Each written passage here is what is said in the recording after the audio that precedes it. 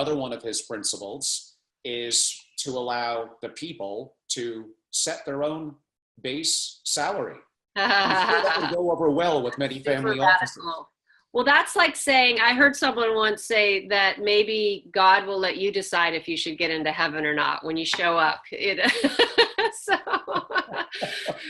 but the concept, I know that sounds funny, but the concept behind that is that you actually know what kind of a person that you are. And if you're standing before, and again, this is not to bring religion into it, this is all hypothetical, but if you're standing before God, and you know that person knows your value, are you really going to be able to lie and say, I deserve to be here, when you don't really believe you do? And I think that's the same concept behind this idea, is that people know their intrinsic worth.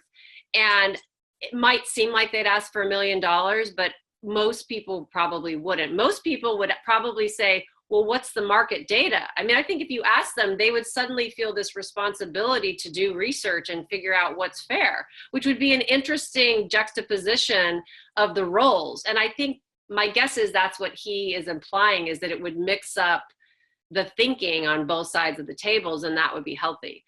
I think it might, I mean, it sounds out there, but I also think it's an interesting idea. And I think people are more reasonable than we give them credit as far as how they would approach something that radical. Of course, and it's a pretty simple solution. If they get crazy, you fire them. Well, that's the other thing. If they ask for, I don't think they would ask for $1 million, because they know that that's not sustainable. Yeah, that's not on the table. Right. So I think they'd be reasonable, and then how can they complain? I mean, it's an interesting concept.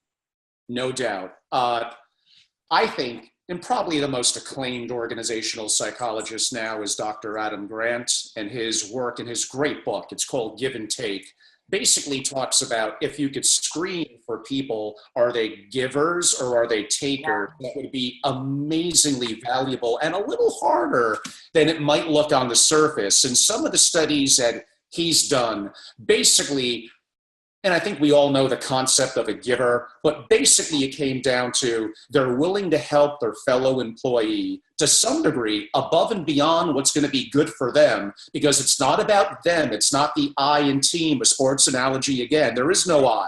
It's about we're in it together, and I want to be helpful because I trust that person's going to do right in time and be helpful back to me. Right. How do you see I like that definition a lot. And I actually love the whole idea of giver taker. I think people should be more focused on it in their personal relationships than on the job. On the job is also very important. The problem with it, or the challenge, I guess, not a problem, is it's a continuum. It's a bell curve.